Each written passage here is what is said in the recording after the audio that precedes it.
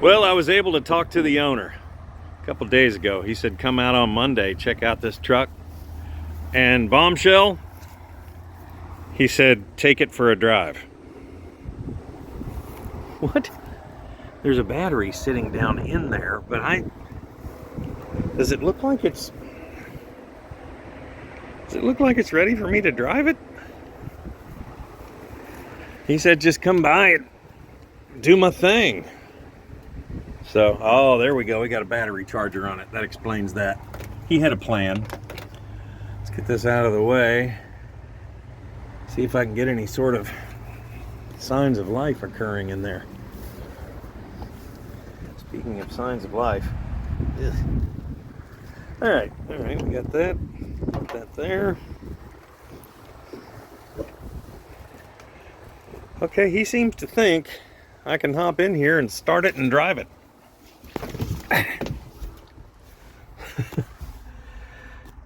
Welcome to Florida.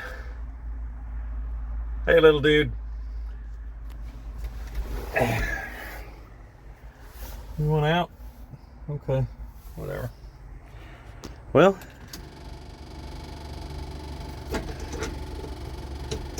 holy crap, it's making noises. Well,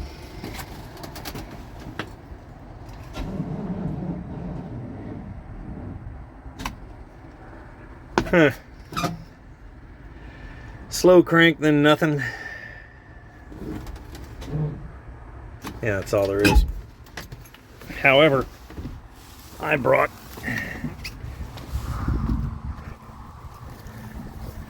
no, not the Prius. I brought something in the Prius that'll get this done.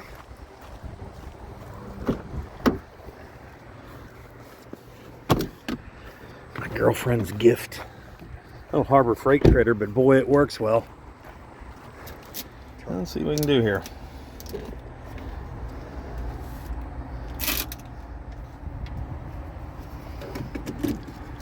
Let's put that big honking thing on there. And this on the other one. That might do a little something. That should give us a little more amperage.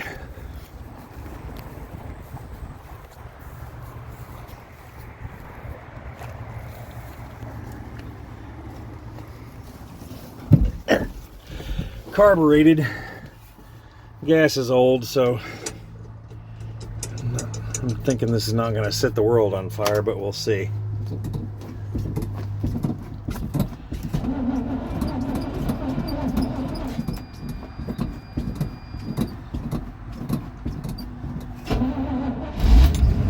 Holy crap, it started!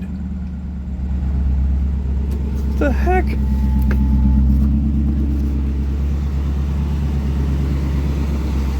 What?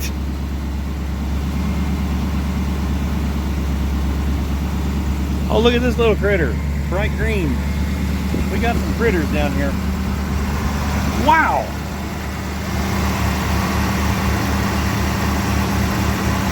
I gotta admit, the engine sounds really good.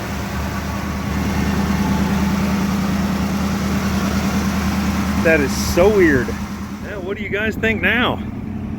Man, it is sitting here just purring. I think I'm gonna disconnect the battery charger and back it up.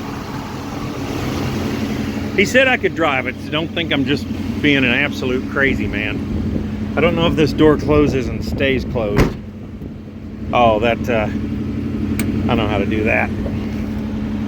Pull out that as you push down on that. Yeah, see? Now we just... Chevy door, imagine that. Let's take this charger off here and maybe drive it through the field. This thing even went up on high idle.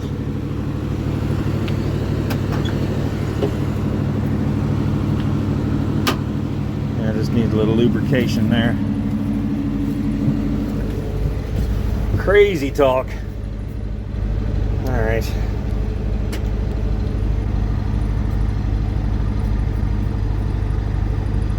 Reverse over that way and down. There goes the clutch in. Break it off. Clutch actually making a little noise. This looks like it has a little gas in it. Seeing if it starts engaging here. Clutch coming out.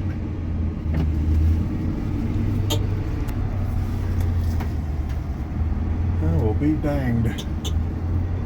Don't want to hit the 5210 over there.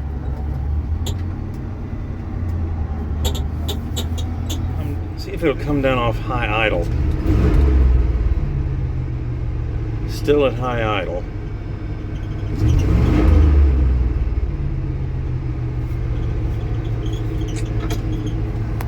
Let's see what we got back here. I'm gonna drive it through an orange field.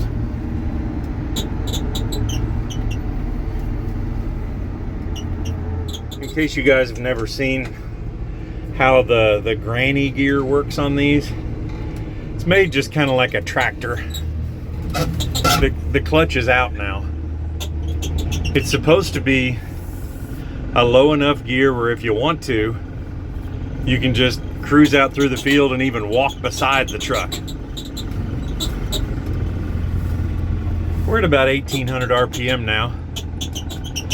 And you may have seen people actually hop out of the truck or off of the tractor when they have it in granny gear.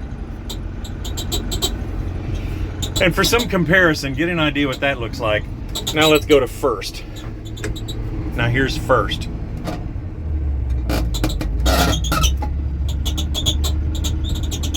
See, that's quite a bit past a walk. It's been sitting long enough where I do not want to take it out on the road. We got something squeaking back here. Imagine that.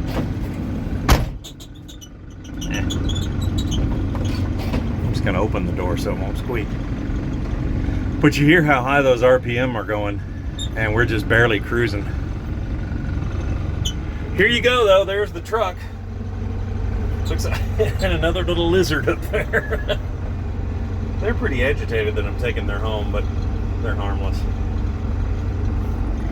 There's an AM, FM, no AC. Those are all faded over. But it is driving. And of course, if it's been sitting for a year, which he guesstimated about a year. If it's going to be sitting for a year in Florida, you know it's going to get all gunked up and funky and squeaky. You'd have to go through with just some lubricant and just... See, here's another good thing about this. I'm not hitting the gas at all, and I'm actually going up a grade.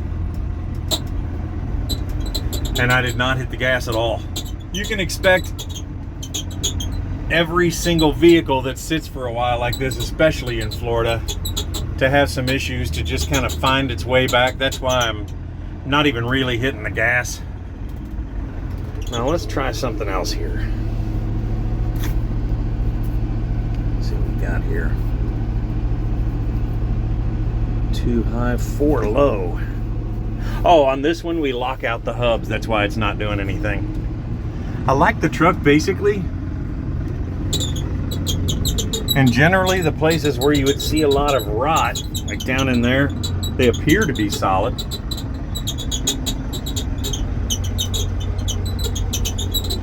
Had a lot of critters chomping at that. That carpet is not factory because it did not come with those little trim rings made out of carpet on there that I'm aware of.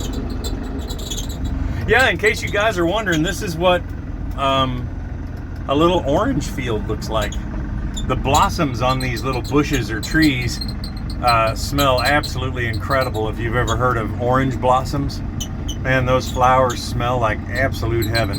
Got a breeze going on down here, as evidenced by those trees blowing off to the side quite a bit.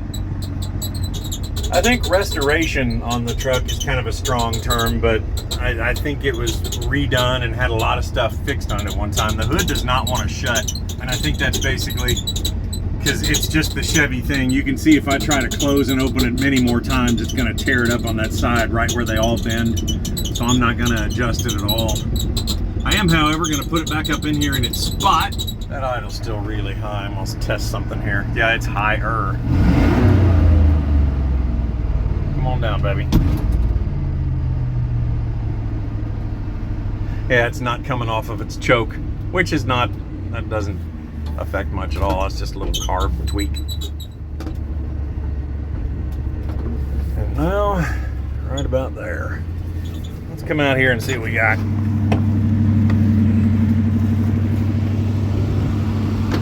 See if we can figure out real quick why that idle is doing its thing. Well, it's way up under there. We won't know.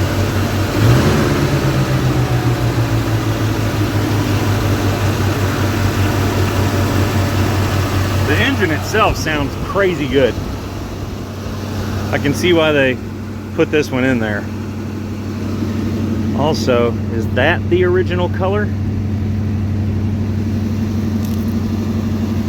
Oh, right there. That sucks. Man, that's the worst part to see on the whole truck.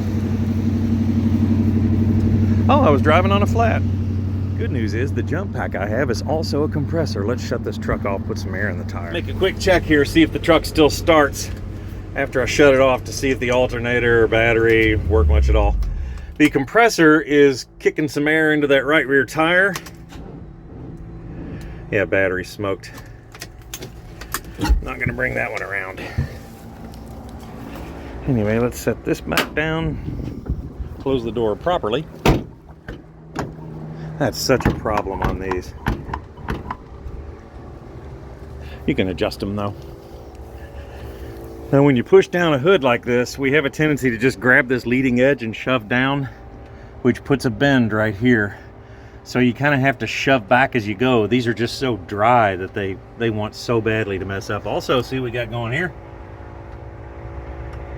That's why there's a container of brake fluid in there. See if we're getting any wind in this tire. We actually are. It's actually working.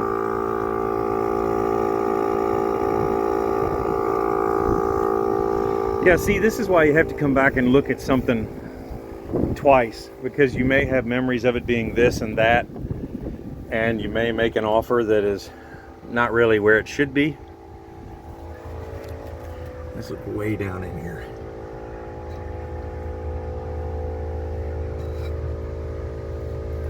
Oh, see that?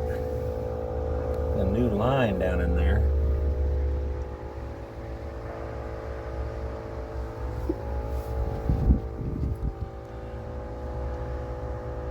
Yeah, I think it's all new brake lines and master cylinder minimally. I'd probably go ahead and do the booster as well.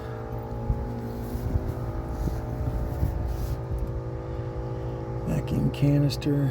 This is a newer Vortec engine, which would have been from the mid 80s. That orange intake is probably the one they took off the original. Maybe they were trying to get that idle down themselves too. See the shiny spring? It's nice to have a whole lot of time to look at these things because the owner knows the truck well and we don't.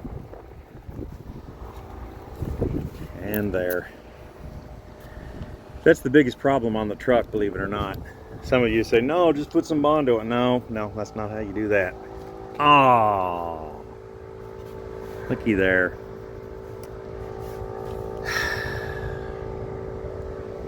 Man, that just turned a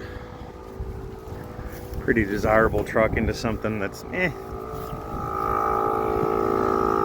Yeah, because when it's in the cab, it's kind of a different story.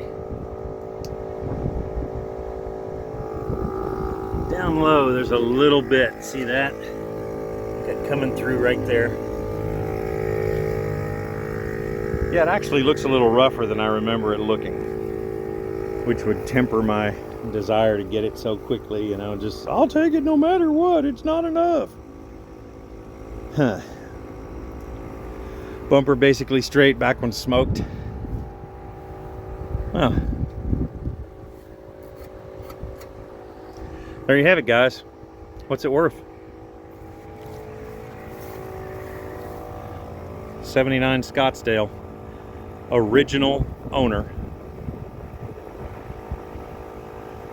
Non-original small block with a 4-speed. He said the 4x4 stuff works well. I've not tested it.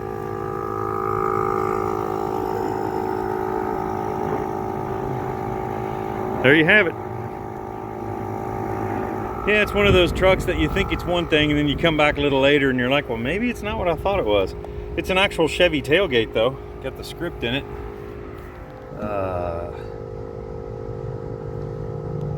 You know that area up in there with all, oh man, why didn't I see all this before?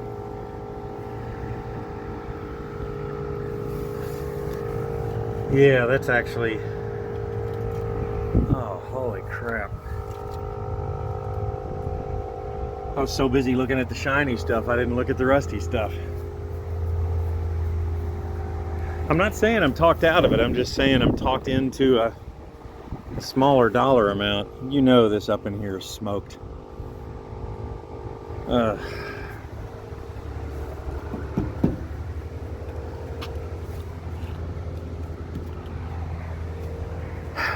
Well, you have a really good representation of it there.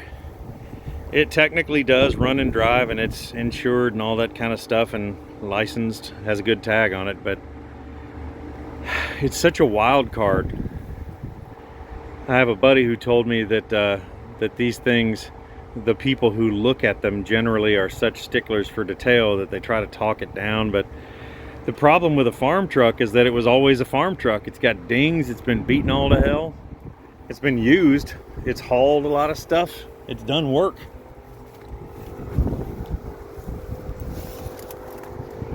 It's a truck, you know.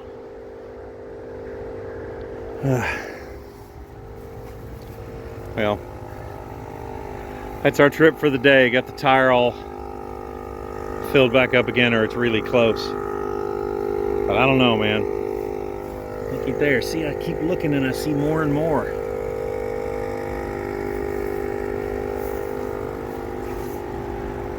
Yeah, the other day when I had just seen this, I told my buddy the body was really, really nice, and it's just, I think I lied. It's not like it's junk. There's obviously value there, but sometimes the second trip back to look at the vehicle is really worth it.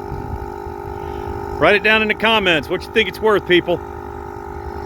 79 Scottsdale, small block 4-speed 4x4.